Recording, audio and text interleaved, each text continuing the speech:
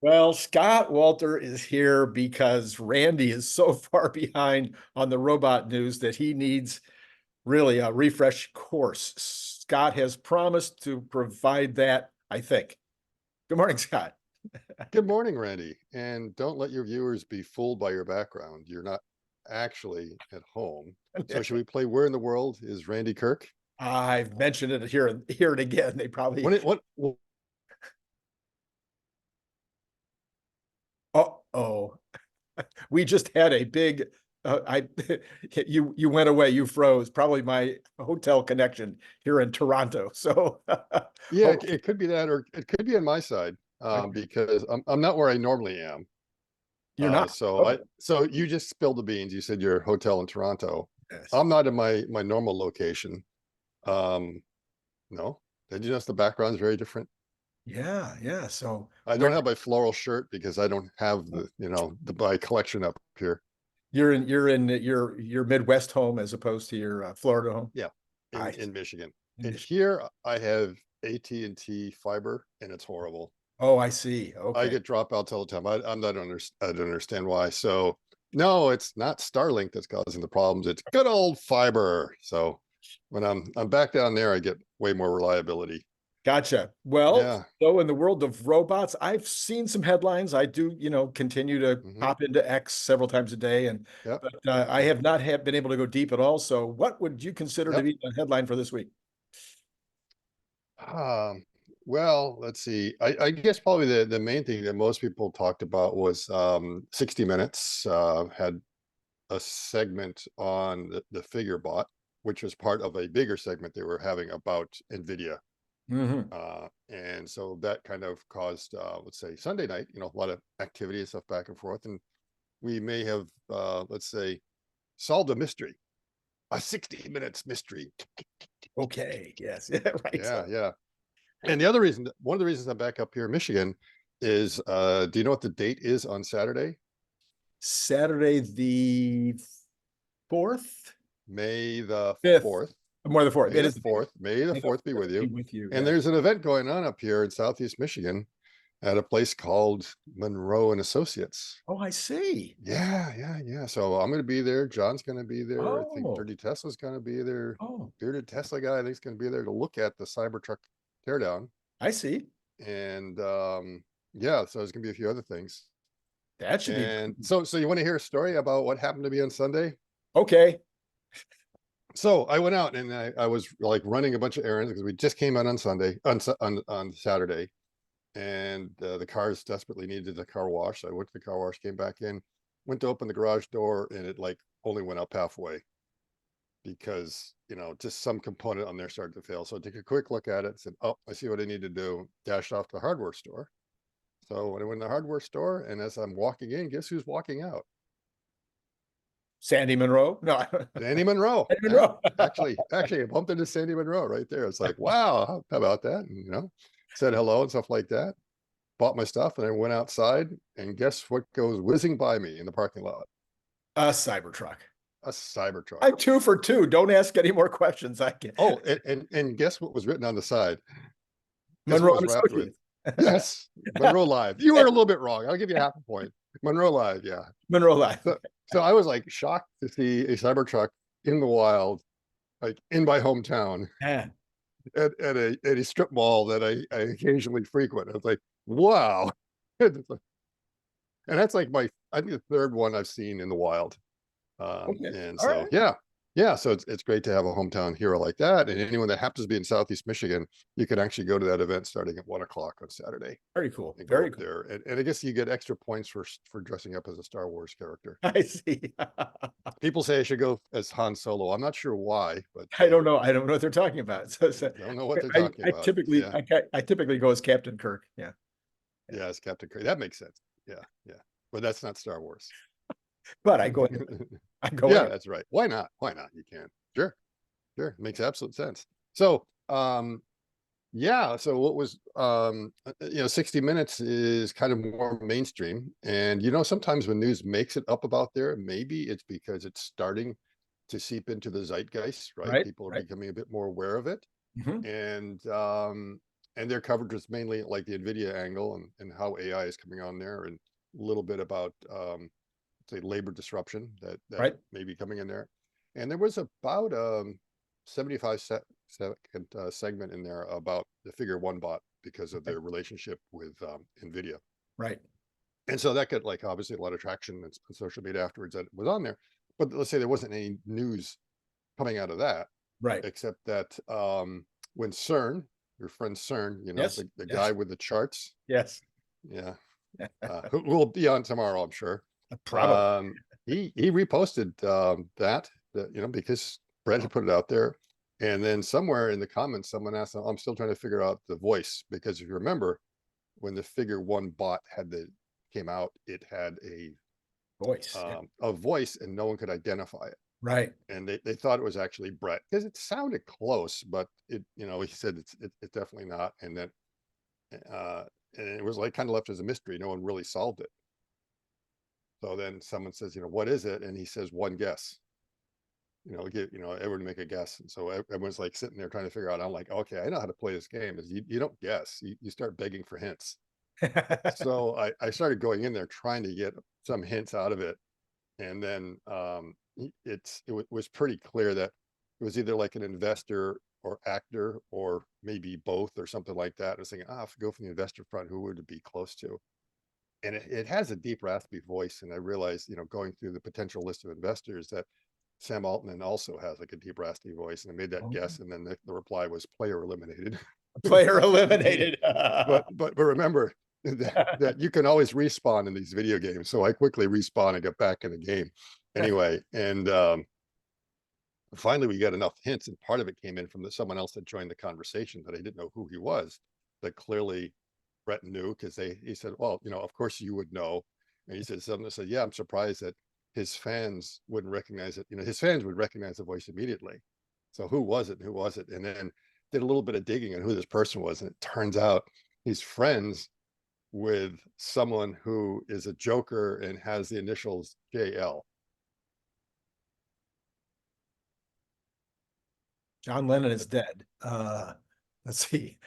Yeah, okay. And the other thing I got from the hints is the first thing I wanted to know was whether you know, how the voice was done, whether they just took someone's voice sample. He says no, he willingly gave a 15-second clip, and then from that they're able to do the voice clone. Okay. So it was someone willingly who did it, and it wasn't something that they left it. So so again, so let me give you the hint. So someone who's a Joker and with the initials JL. So who played the Joker? I'm so bad at this part of the game. I'm terrible at, because Okay, now some people might have thought that, oh, that must be Jay Leno. Jay Leno. Right? There you go. Because he's a Joker, but no, he didn't play the Joker. Yeah, he was a late night comedian. Right. So the name almost sounds the same. Take his last name and change one letter. Lano. Oh, no. You're killing me here, Randy. You're killing me. I got 3 out of 3. I mean, I could miss one and still get a 75% here. It was one of the least favorite of the DC franchise. That was the Suicide Squad.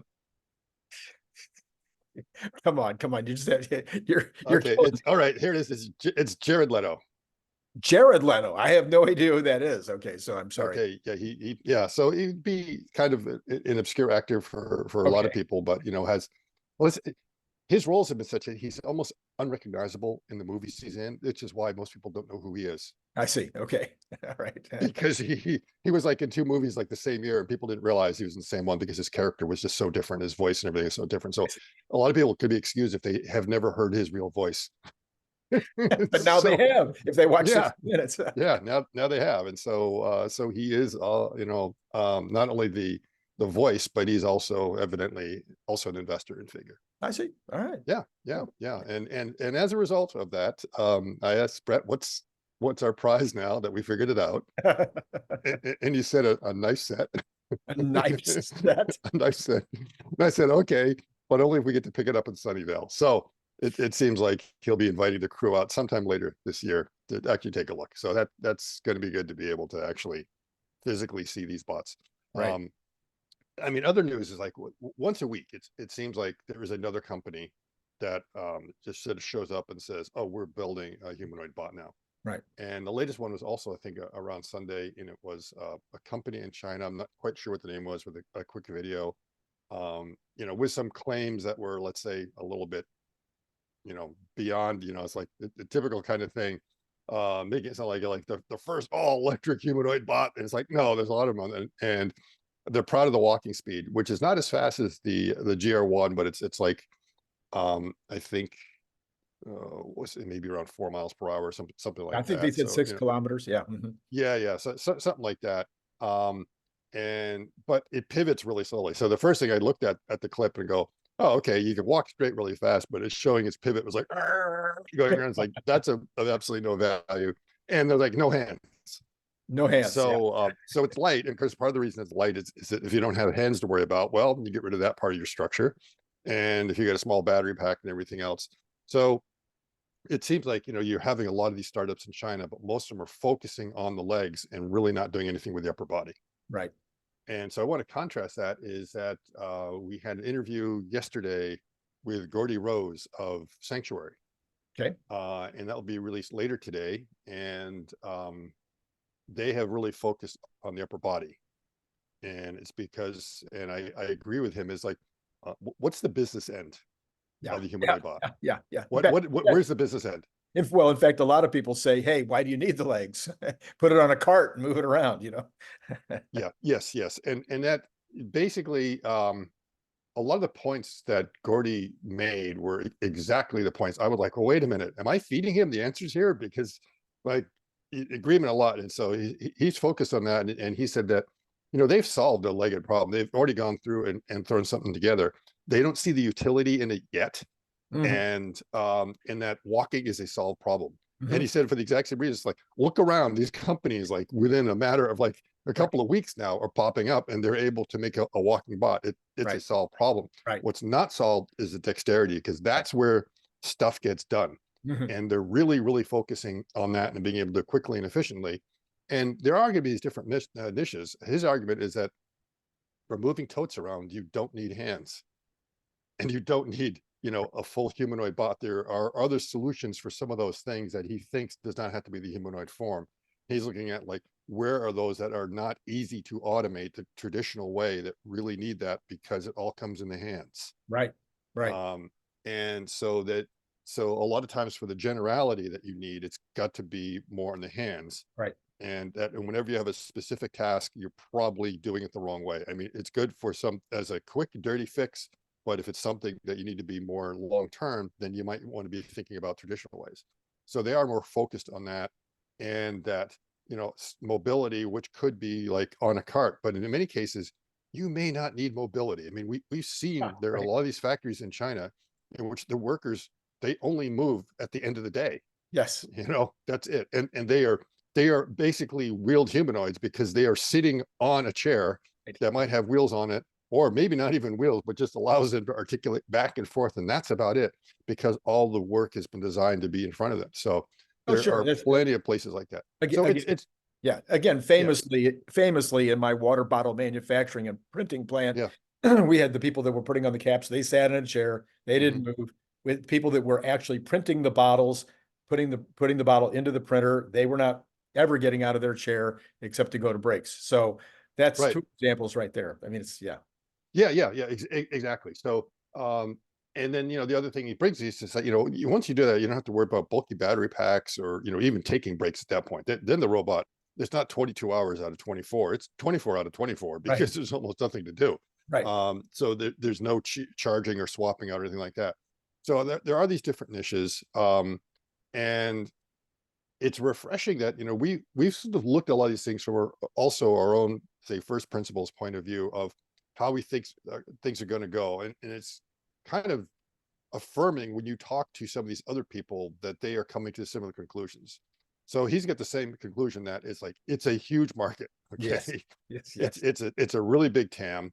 They're still not quite sure whether it's going to be a labor model, where labor as a service kind of Right. thing, or robot Right. as a service, or whether it's something you're going to actually sell it. It's not clear. He thinks it's probably going to be two, because there are different groups out there that sometimes prefer to own capital as opposed to lease it, Right. and others that are fine with just kind of leasing it and don't want to worry about that. So those two could kind of come in there. The other thing is that the numbers, when you start thinking about the numbers that are going to be out there, that it's not necessarily that you need, millions of them right away. Is that you get to there after you're able to get the training. And the question is when do you start to need to scale up the bots, do the training? It's kind of the similar thing. You got to get some foundation work done before you do that scale. Yeah. And his feeling is that almost like the first one to 1,000 could be the one that ends up getting a lion's share of it. That, there's a big market, but it's one of those things that if you get the first past the gate kind of thing, you might be the one that just is able to get a huge chunk of the market. And so certainly they are focused on it. There's no doubt about it. They don't want to be a small player. And it's a rather interesting perspective to kind of hear. And I like hearing it out because, a lot of people will like, do legs make sense? And we're hearing someone say, you absolutely have to have legs. And he's got kind of the contrarian one in there. And it's good to hear these refreshing opinions because I don't think there is one answer. I mean, I see the arguments in Twitter threads all the time and X posts that, whether you need legs or not. And it's like, it's such a nuanced answer. You just can't say that you absolutely do or you absolutely don't. It really does depend upon the application. And they're all well aware of that. And Scott, Yeah. when you're in one of these conversations, Mhm. maybe you could ask a question for me, and that is, are these guys focusing their attention on the mega companies, on the huge factories? Mhm. Because Mhm. I think that's what's happening, and they're looking at these huge factories as their business, as their future Yeah. business. And I think Yeah. their future business is really the small factories. There are not just in the United States. I haven't been in China, but I've been to Hong Kong and gone into the factories over there, gone into the factories in Taiwan, gone to the factory, and there's millions and millions of little factories Yeah. like Yeah. mine Yeah. Yeah. and smaller than mine. And oh yeah. And Yes. that's where I see the business, especially the versatility aspect, Right. would be in the But smaller factories. right. It would be, but you got to remember a lot of times when you're dealing with the smaller factories, your volume is so small, it's really hard to pay the bills to start out with. So a lot of the robot companies, they love selling 100,000 bots at a time. Of course, it'd be nice. Yeah. It's really hard to sell one bot at a time. I mean, there's rare applications where you get it down that the robot just starts selling itself. But usually if you go to these year-end dinners, these robot suppliers, where they'll hand out like the award to like, this integrator over here sold the most bots this year, and they'll have sold like a couple hundred bots. And that's because like they won the Ford business or the Stellantis business where they're able to like go in this one part and like throw in 100 bots there. So they get that big sale. Yeah. It's really rare to find it's like, oh, there's this guy that sold 100 bots to 100 different companies. And so that's why a lot of them don't want to go in there now. He certainly sees that a possibility, but the reason they're going at the big ones at first is you talk about that you always have like these prototyping areas, and the big manufacturers try to figure out how to onboard new technologies. Right. And they're very patient with the new technologies. They want to bring it in. They're enthusiastic. They want to get it to work. They're very patient, and they're going to do whatever has to be done to get it to work because they realize it might be, a 1, 2, or 3 year journey to do it. But if they see that there's promise, they want to go ahead and do that. Small manufacturer doesn't have that luxury, and then sometimes you have to be very careful. Maybe you'll find that smaller manufacturer who's looking so far ahead, he's willing to do it, but he doesn't have the profits to be able to afford like a 3-year R&D project. So if you but come in with that, I'm looking at, like, for instance, I've talked about it before, the fast food business. But California just raised the price, the cost of labor to $20 an hour. I don't care if you are. yeah. If it's working, if I agree, if it's working, but let's say you go in there and it's still going to be a 2 or 3 year slog for you to figure out what all the issues are, because you could show these demos. Because he was pretty adamant. He says like most the YouTube demos you're seeing out there are completely cherry picked. From that was like the 5 minutes the bot was behaving. Everything around there is not there. So he feels that the reliability of them is nowhere near where it needs to be to go into one of the situations. I see. So you run that danger that you can go running to those guys and say, we get the bot solution for you. And they're all excited and they put it in there. And then after like a week, it's like, get this thing out of here. It's not working. It's breaking down. It's causing more costs. So, and then when you do that, they're never going to buy your solution. They're not going to trust you again. So you got to be very careful how you play that. So it's really interesting interview that'll be coming out later today. And the one other thing that is why you might want to do it is, let's say his answer about the Elon and the Tesla bot. So you think about it, when you talk to most of the competitors in this space, and if you bring up, Elon or Tesla bot, it's sort of like Clouseau's boss. You mentioned Clouseau around him, and suddenly, he gets the nervous ticks, and suddenly, not at all like that. Huh. Mhm. It was like he said, let's be frank, that before Elon decided to do this, nobody cared at all about us. Yeah. He said that it's been the best thing because now everyone is taking them seriously. So it's Yeah. sort of like what we've been saying. So when you heard that, it's like, yeah, Yeah. I've been saying that too. It's like what it's done is it's lifted all boats. And so he's like, yeah, the more they do that, the more attention, the better it actually is for them. Mhm. So yeah, it's really quite interesting to hear his replies. So um, there's that going on. I'm trying to think of any other particular groundbreaking stuff since last week, because I think there were some other smaller companies that came out. There was an Israeli company called Menti, but I think that was like a week ago. Did we talk about that one? Think we I think, might have, yes. yeah, I think one of the founders of Mobileye is also a founder of that, and they seem to be focusing more on the large language model, and kind of trying to embody the AI into some sort of robot body. So it looked like something they were able to throw together pretty. It's amazing what you can do with 3D printers. You get some guys or some CAD and design a few things. You can put together, basically a creature out of these things that you could potentially start to test out a lot of your algorithms and ideas. Clearly not the final form of what they're going to want to have, but they get some embodiment that they can start to test out.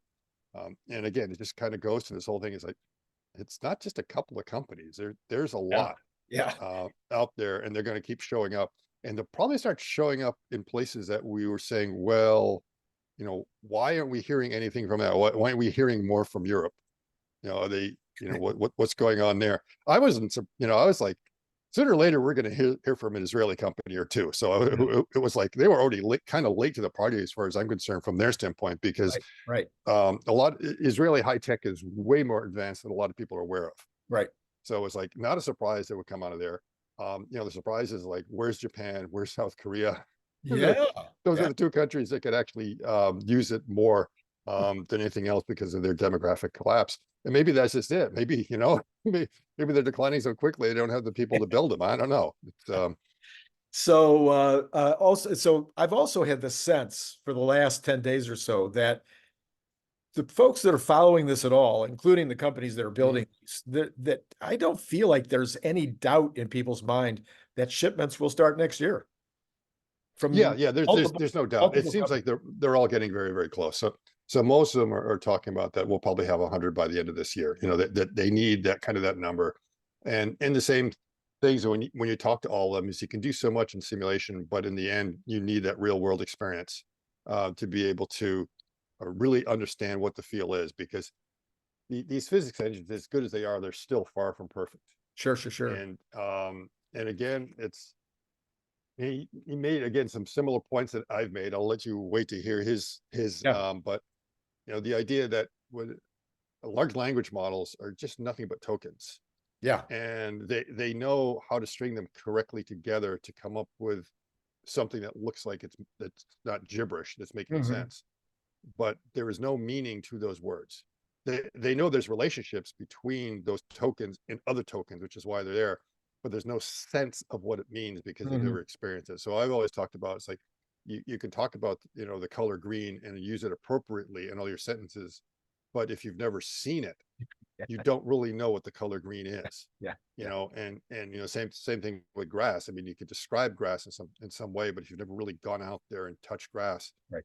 it's very hard. So the idea of embodiment gives you that extra dimension, and in many ways I feel that when you get that multimodality of having completely different sort of data nuances, if you want to think about it, about a particular idea, then your models might actually converge a lot quicker, and that's where you start to get emergent behavior.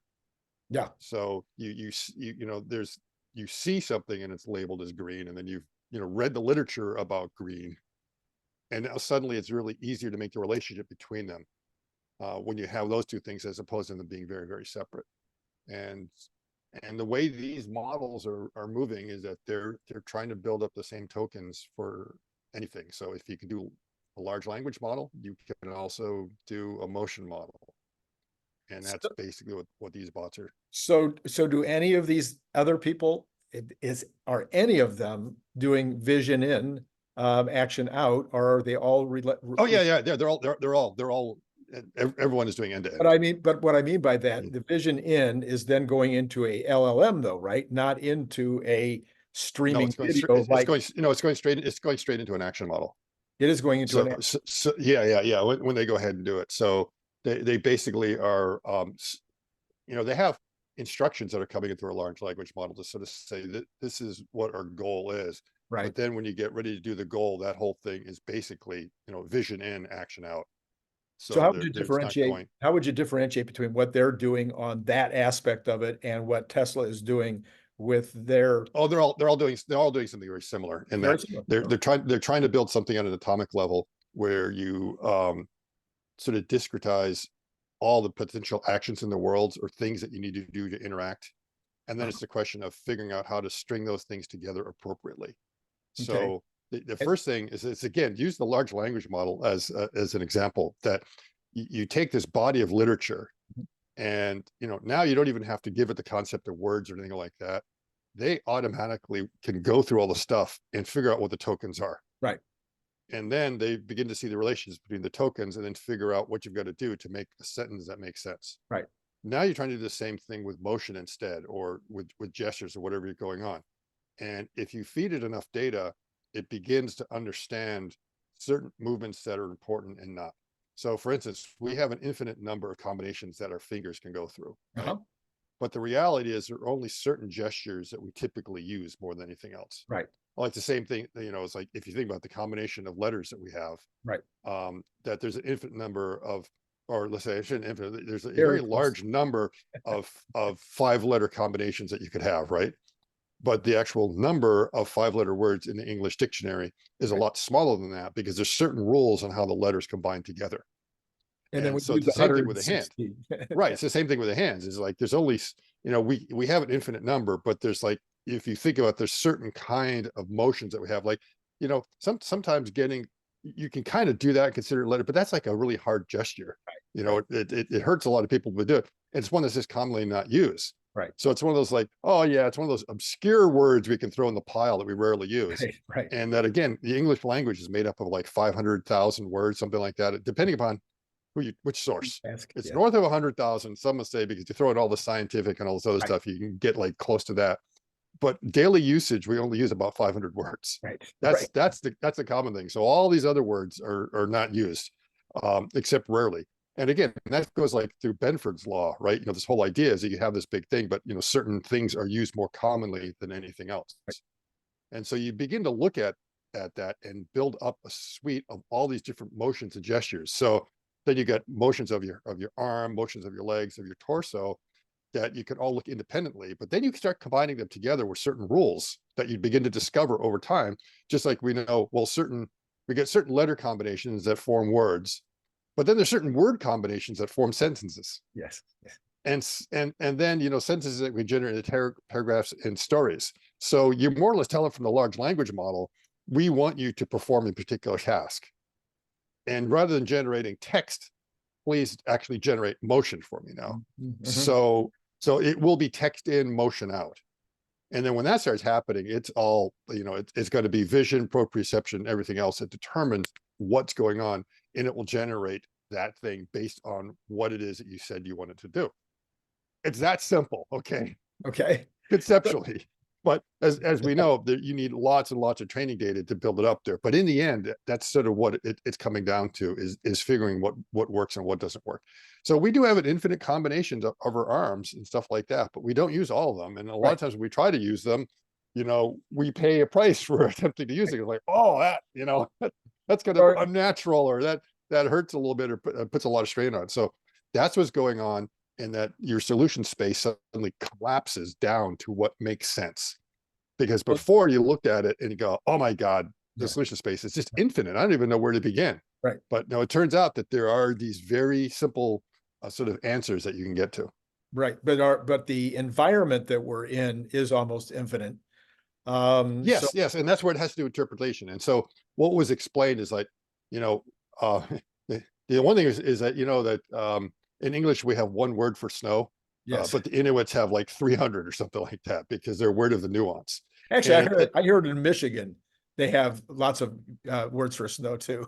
yeah, yeah, yeah, we do, yeah. Freezing rain, slush, crusty snow, yeah, it goes on and Flurries, on. Yeah. flurries. But the same thing is like, we in English, we think that we have this word, there's one word for grasp, to grab something, but there's grab a bottle, there's grab a pencil, there's grab glasses and stuff like that. And so you could think of that as like, well, not all grasping is the same. Mhm. And so you've got to learn what are the appropriate gestures for grabbing different kinds of items and stuff like that. And that's what they're putting in the training sets right now. They're trying to learn that as like a fundamental concept of grabbing different, recognizing the shapes and recognize the shapes from different angles and different places. So when you go to grab, if you want to do a task, I want the robot to grab this bottle and put it over here.